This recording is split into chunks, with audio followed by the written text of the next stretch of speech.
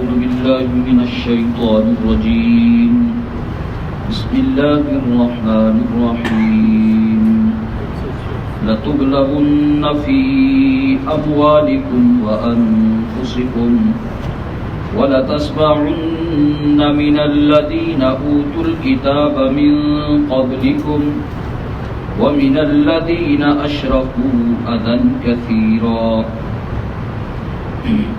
وَإِن تَصْبِرُوا وَتَتَّقُوا فَإِنَّ ذَلِكَ مِنْ عَزْمِ الْأُمُورِ وَإِذْ أَخَذَ اللَّهُ مِيثَاقَ الَّذِينَ أُوتُوا الْكِتَابَ لَتُبَيِّنُنَّهُ لِلنَّاسِ وَلَا تَكْتُمُونَهُ فَنَبَذُوهُ وَرَاءَ ظُهُورِهِمْ وَاشْتَرَوْا بِهِ ثَمَنًا قَلِيلًا فَبِئْسَ مَا يَشْتَرُونَ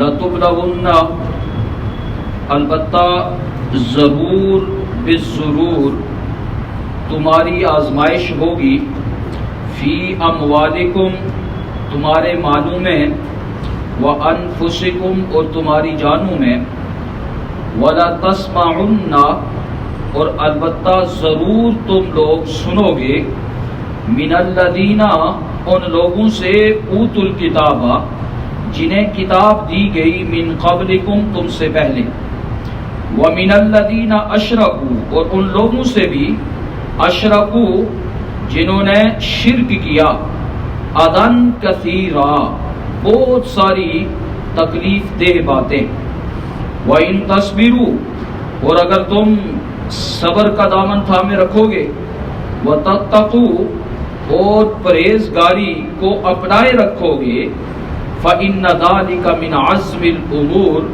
تو بلا شبہ یہ ہمت کے کاموں میں سے ہے وَإِذْ أَخَذَ اللَّهُ اور اس وقت کو بھی یاد کرو أَخَذَ اللَّهُ کہ اللہ تبارک و تعالی نے لیا میثاق عہد الذین ان لوگوں سے اوتوا الکتاب جنہیں کتاب دی گئی لتبیننہ للناس کہ تم ضرور بالضرور بیان کرو گے اس کو لوگوں کے سامنے ولا تکتمونہ اور تم اسے چھپاؤ گے نہیں فنبذوہ سو انہوں نے پھینک دیا اس کو وراء ظہورہم اپنی پشتوں کے پیچھے واشتروا به ثمنا قلیلا اور لے لیا اس کے بدلے ثمنا قلیلا تھوڑا مول فبئس ما یشترون سو بری ہے وہ چیز جو انہوں نے لی ہے لتبلون فی اموالکم البتہ ضرور بالضرور تم آزمائے جاؤ گے فی اموالکم اپنے مالوں میں وانفسکم اور اپنی جانوں میں وَلَتَسْمَعُنَّ اور البتہ تم ضرور سنو گے مِنَ الَّذِينَ أُوتُوا الْكِتاب ان لوگوں سے جنہیں کتاب دی گئی من قبلکم تم سے پہلے وَمِنَ الَّذِينَ أَشْرَكُوا اور ان لوگوں سے بھی اشرکوا جنہوں نے شرک اختیار کیا اذًا کثیرا بہت ساری تکلیف دہ باتیں وَإِن تَصْبِرُوا وَتَتَّقُوا اور اگر تم صبر کرو گے وَتَتَّقُوا اور پرہیزگاری پہ قائم رہو گے فَإِنَّ ذَلِكَ مِنْ عَزْمِ الْأُمُورِ تو بلا شبہ یہ ہمت کے کاموں میں سے ہے وَإِذْ أَخَذَ اللَّهُ اور جب اللہ نے لیا میثاق عہد الذین ان لوگوں سے اوتوا الکتاب جنہیں کتاب دی گئی وہ عہد یہ تھا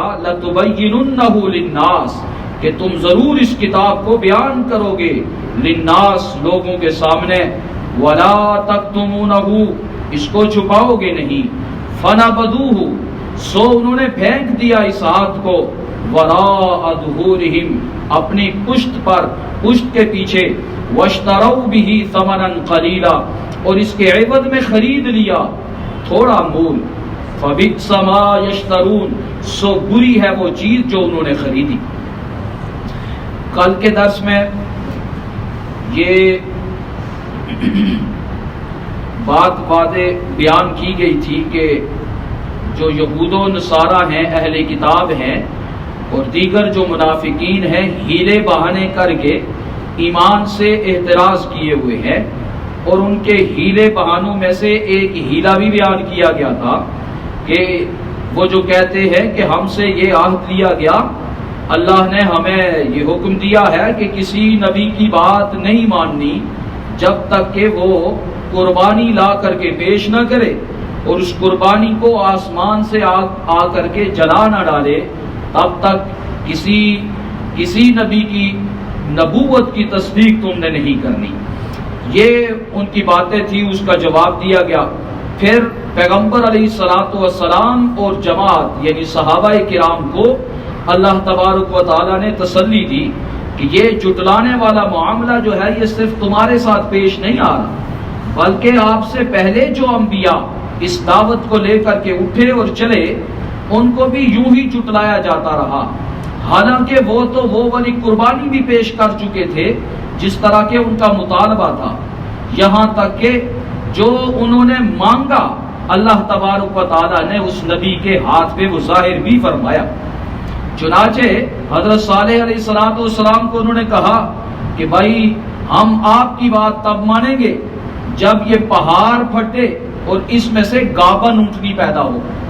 ساری چیزیں خلاف عقل ہو رہی ہیں، پہاڑ سے بھی کبھی اونٹنی نکلی، پھر اونٹنی بھی اس قدر بڑی ہو کہ وہ خود گابن ہو، پھر وہ آ کر کے بچہ بھی جلے۔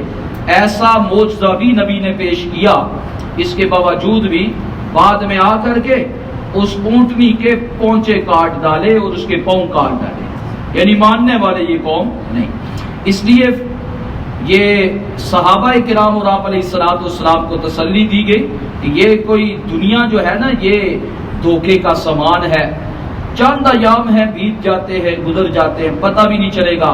آخرت کا ایک دن ہے جہاں اللہ تبارک و تعالیٰ نے بدلہ دینا ہے۔ اب یہاں اللہ تبارک و تعالیٰ اس آیت مبارکہ میں مسلمانوں کو متنبہ کر رہے ہیں کہ مسلمانوں یہ جو تمہارے اوپر آزمائشیں آتی ہیں نا یہ کوئی ایسے ہی نہیں ہے، بلکہ یہ اللہ تبارک و تعالیٰ نے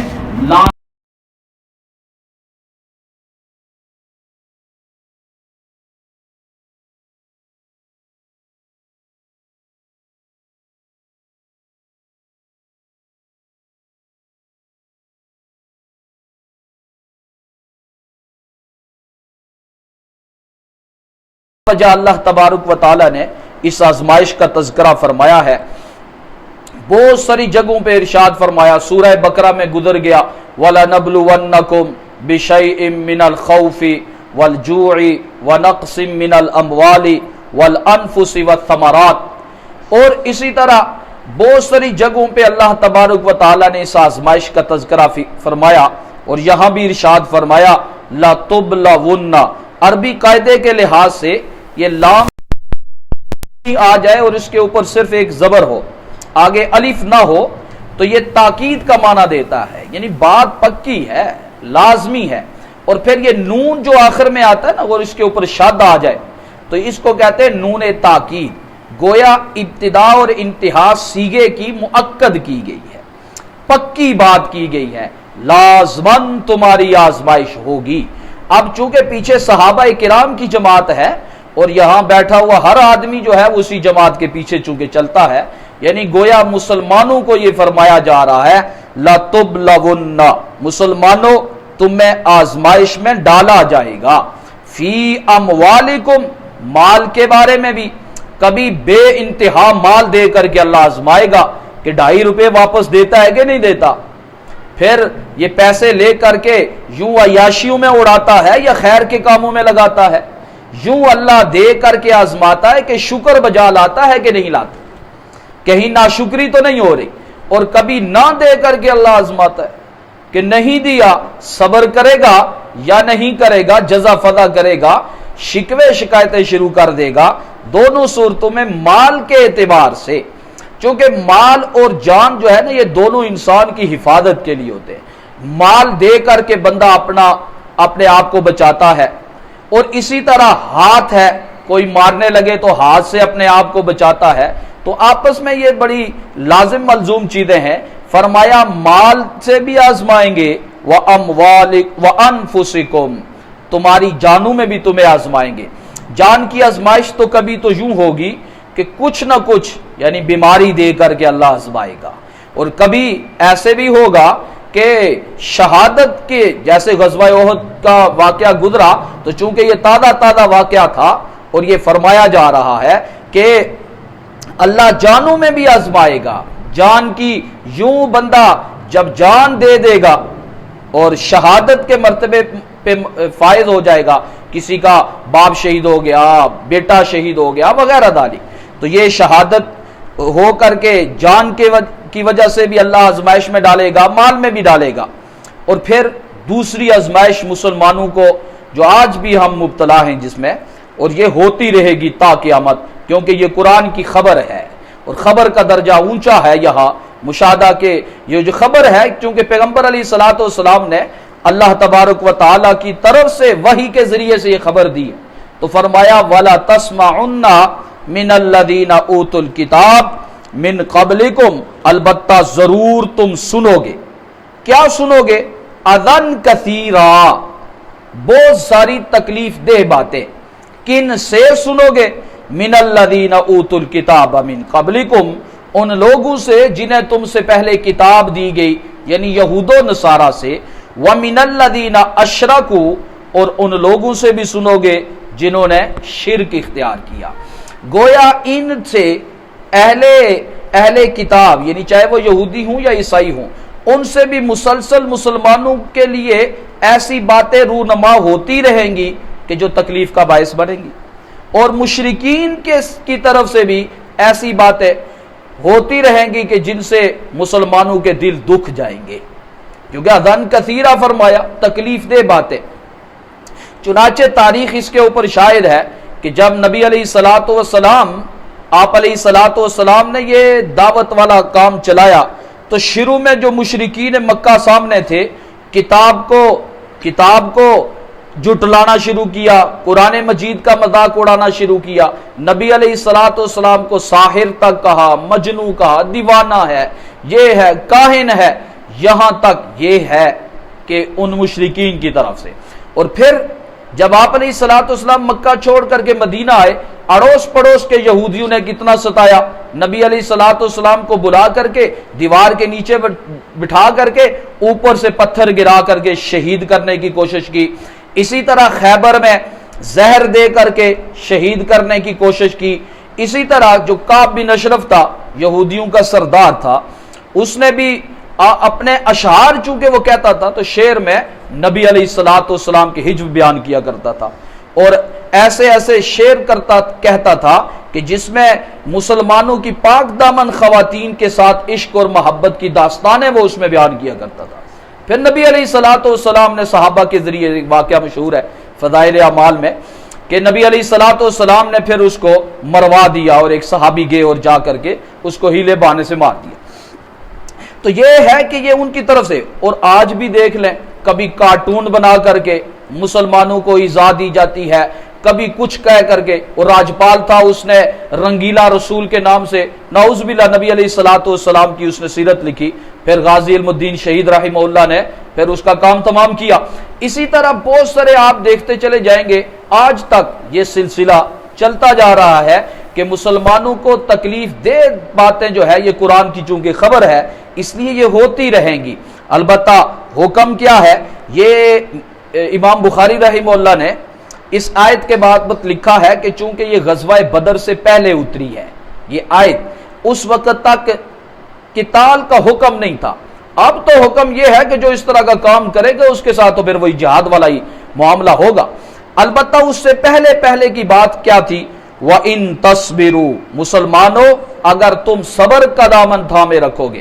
لیکن اب بھی یہ حکم اس معنی میں موجود ہے کہ صبر کرتے رہو، یہ نہیں کہ اگر انہوں نے کوئی اس طرح کی کتاب لکھ دی ہو تم ان کے نبی کے خلاف بات کرنا شروع کر دو، ایسا نہیں، صبر کا دامن تھامے رکھو گے، وَتَتَّقُوا، تقوی اختیار کرو۔ یہاں تقوی کا یہ مطلب نہیں نفل پڑھنا شروع کر دو یا یہ کرو وہ کرو، یہاں جو تقوی کا مطلب ہے محافظت بر حدود دین کی جو حدود ہے نا ان پر قائم رہو، دینی حدود سے تجاوز مت کرنا۔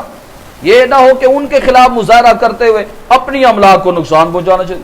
وہ بیچارہ جو آدمی باہر نکلا ہوا ہے اس کی گاڑی کو آگ لگا کر کے اس کو نقصان پہنچا دو.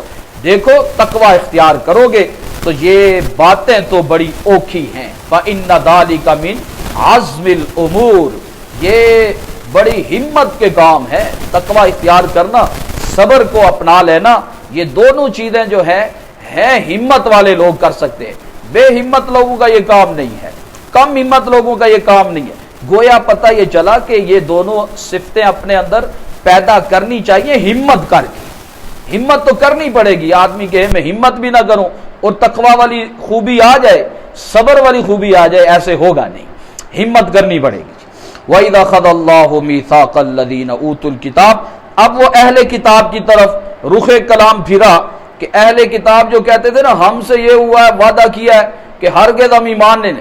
کہا یہ باتیں نہیں ہوئی تھی، جو وعدے ہوئے تھے ان کی تو خلاف ورزیاں ہو رہی ہیں.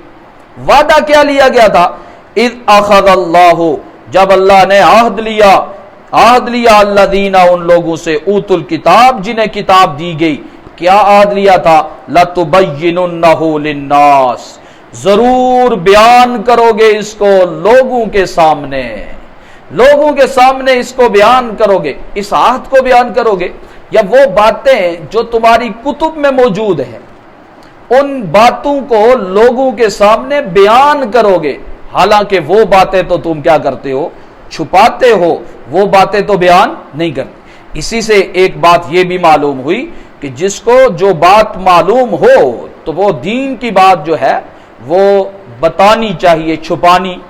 موقع کے مطابق اگر موقع ہے کسی چیز کا تو وہاں بتا دینی چاہیے کہ یہ موقع ہے بھائی، اس میں یہ والا حکم ہے اور شریعت میں یہ والا حکم ہے. اس کے اوپر حلوہ نہیں آ جانا چاہیے، اس کے اوپر یہ بڑا کھانا اور مال یہ نہیں کہ پیسے لے کر کے بندہ مسئلہ چھپا لے. ایسا نہیں ہونا چاہیے کیونکہ یہ قرآن کا حکم ہے. اگر ان سے یہ حکم تھا تو ہم سے بھی یہی ہے کہ مسلمانوں دینی مسئلہ آ گیا تو ایسے موقع پر خاموشی اختیار نہیں کرنی. لَتُبَيِّنُنَّهُ لِلنَّاسِ، لوگوں کے سامنے اس کو کیا کرو گے؟ بیان کرو گے. بہت ساری چیزیں ایسی ہوتی ہیں جو اس وقت کا تقاضا ہوتا ہے، بندہ اس میں مبتلا ہوتا ہے. مثلا دیکھیں ہمارے ہاں میں ویسے ایک مثال چھوٹی سی دے دیتا ہوں کہ ہمارے ہاں ہوتا کیا ہے، جب ایک آدمی فوت ہو گیا، ٹھیک ہے، اب فوت ہو گیا نا تو جو چیزیں متوجہ ہیں ان کا خیال نہیں رہتا. متوجہ کیا ہے کہ سب سے پہلے تجہیز اور تکفین کا انتظام کیا جائے کہ اس کو غسل دے کر کے کفن میں ڈال کر کے قبر کے سپرد کر دینا چاہیے. دوسری چیز جو متوجہ ہوتی ہے وہ کیا ہوتی ہے کہ یہ کرنے کے بعد، ٹھیک ہے، وہ یہ ہے کہ اب دیکھنا یہ ہے کہ اس کے اوپر کوئی قرض تو نہیں ہے، وہ ادا کرنا چاہیے. تیسری چیز وصیت تو نہیں کوئی کر کے گیا، وصیت پوری کرنی چاہیے. چوتھی چیز فرمایا پھر جو مال چھوڑ کر کے گیا ہے نا اس کو تقسیم کر دینا چاہیے بطور وراثت کے. احکام موجود ہے. لہذا یہ والے 4 کام جو ہے نا فقہا انہی کو لکھتے ہیں. آج تک کسی فقیہ کی بھی آپ کتاب اٹھائیں گے نا تو آپ کو یہی چیزیں ملیں گی کہ بھائی سب سے پہلے بندہ فوت ہو گیا، اس کی تجہیز تکفین کرو، پھر اس کے بعد اس کے قرض جو اس کے اوپر ہے وہ ادا کرو، پھر وصیت جو اس نے کی ہے وہ نافذ کرو، اور آخر میں جو مال بچ جائے اس کو بطور وراثت کے کیا کر دو؟ تقسیم کر دو. اس کے علاوہ آپ کو کوئی اور چیز نہیں ملے گی. چنانچہ ہمارے ہاں کیا ہوتا ہے، بندہ فوت ہو گیا، تجہیز تکفین مولوی صاحب نو بلاؤ جی، وہ آ کر کے غسل دیں گے. کیوں بھائی؟ مال تو کھائے، غسل مولوی صاحب دے. وجہ غسل سیکھو نا، غسل دو. غسل دینا یہ وہ اس کے وارث جو ہیں جو پیسے لیں گے بھائی وہ دیں گے. اچھا وہ کرنے کے بعد پھر جنازے کے موقع پر وہ مولوی صاحب آ کر کے پڑھائے گا. بچے میں اتنا ہونا چاہیے کہ اپنے والد کا خود جنازہ پڑھائے. ایک صاحب تھے تو یہاں ہم نے نیچے جنازہ پڑھایا تو جنازے کے بعد انہوں نے کہا جی دعا کیوں نہیں مانگی؟ نے کہا جی جنازہ ہی دعا ہے. خیر وہ کھڑے ہو کر کے انہوں نے دعا مانگی پوری، ٹھیک ہے. اب جب قبر پہ کھڑے ہوئے نا تو ایک طرف میں کھڑا تھا نا تو میں نے وہ سورہ جو بقرہ کا پہلا رکوع ہے وہ پڑھا. تو میں نے کہا جی اب آپ جو ہے نا وہ آخری رکوع پڑھیں. انہوں نے کہا جی مجھے تو نہیں آتی. میں کہا جو ضروری چیز ہے وہ تو نہیں آتی، جو ضروری ہے، جو تلقین آپ علیہ الصلوۃ والسلام نے ارشاد فرمائی وہ تو نہیں آتی۔ پھر یہ دینے کے بعد نہ یہ پوچھا جاتا ہے اس کے اوپر کتنا قرض ہے جس کی وجہ سے آخرت میں پکڑ ہونی، وہ نہیں پوچھا جائے۔ جو وصیت وہ کر کے گیا ہے اس کے بارے میں ان ورثاء سے پوچھا جائے گا، وہ نہیں پوچھتے۔ وراثت جو بہنوں کا حق بھی کھا گیا، دوسروں کا بھی حق کھا گیا، اس بابت بات ہی نہیں ہوتی۔ ہاں جی کل دی اعلان کرا چھوڑے تھے، کل کا اعلان کرا دینا۔ اب یہ کل ایک ایسی چیز ہے جو ہر امیر غریب آدمی کے اوپر فرض عین ہے۔ صدقہ فطر اس آدمی کے اوپر ہے جس کے اوپر 80,000 روپے ہوں جس کے پاس، ورنہ صدقہ فطر لے لے، دینا نہیں ہے۔ لیکن یہ ایک ایسا فریضہ ہے کہ جو فریضہ کسی حال میں بھی کسی آدمی سے ساقط نہیں ہوتا۔ غریب آدمی بھی ہے نا تو وہ بھی مال لے کر کے تو یہ کرنے کی کوشش کرتا ہے۔ کیوں بھائی؟ کیا شریعت میں یہ نہیں ہے کہ زکوٰۃ وہ آدمی دے جو صاحب نصاب ہو؟ تو پھر نصاب بیان کرنا چاہیے۔ تو یہ ایسی چیزیں ہیں جو سامنے آنی چاہیے کہ یہ والا مسئلہ ہے، جو موقع ہو اس کے مطابق۔ تو یہ والا حکم ان کو بھی تھا۔ اب اگر ہم بیان کر دیں گے بھائی یہ والی روٹی شوٹی کوئی نہیں تو میرا تو پیٹ خالی رہ جائے گا، تو پھر تو مجھے تو وہ نہیں مل سکے گا۔ یہی حال ان کا تھا کہ وہ یہودی وہ آیتیں چھپا لیتے تھے جن میں یہ والی باتیں ہوتی تھی اور واضح حکم ہوتا تھا حرام نہیں کھانا، کسی غریب کا مال ہڑپ نہیں کرنا۔ انہوں نے تو لوگوں کو سمجھایا ہوا تھا جاہل لوگوں کا مال ہڑپ کرنا ہمارے لیے کیا ہے، جائز ہے۔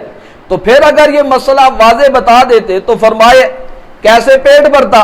اس لیے فرمایا کہ جو وعدہ لیا گیا تھا وہ تو لوگوں کو بیان نہیں کرتے، جس کے بارے میں کہا ہی نہیں گیا وہ کہتے ہیں کہ جی جب تک قربانی پیش نہیں کرو گے تب تک ہم تمہاری بات نہیں مانیں۔ یعنی لوگوں کو الجھائے رکھنا ایسی بات میں جو کہی ہی نہیں گئی۔ قرآن کہہ رہا ہے وعدہ ہم نے یہ لیا تھا لَتُبَيِّنُنَّهُ لِلنَّاسِ، لوگوں کے سامنے لے کر کے آؤ گے، وَلَا تَكْتُمُونَهُ، چھپاؤ گے نہیں۔ لیکن ہوا کیا؟ فَنَبَذُوهُ وَرَاءَ ظُهُورِهِمْ، سو پھینک دیا اس کو، اس بات کو، اس عہد کو تو پھینک دیا، وَرَاءَ ظُهُورِهِمْ، اپنی پشتوں سے بھی پیچھے پھینک دیا، وَاشْتَرَوْا بِهِ ثَمَنًا قَلِيلًا، اور پھر اس کے بدلے میں لیا کیا؟